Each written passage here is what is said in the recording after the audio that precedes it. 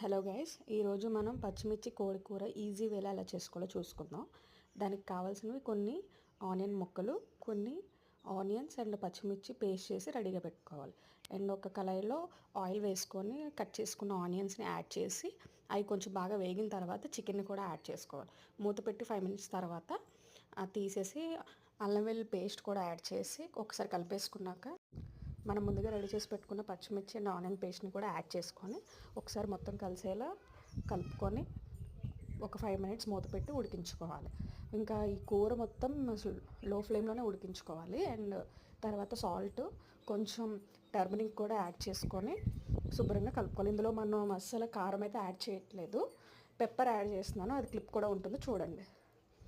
ఇంకా లో ఫ్లేమ్లో ఉడికించుకుంటే మనం ఇంకా వాటర్ కూడా యాడ్ చేయక్కర్లేదు, ఎందుకంటే చికెన్లో ఉండే వాటర్ అంతా బయటికి రిలీజ్ అయిపోతుంది.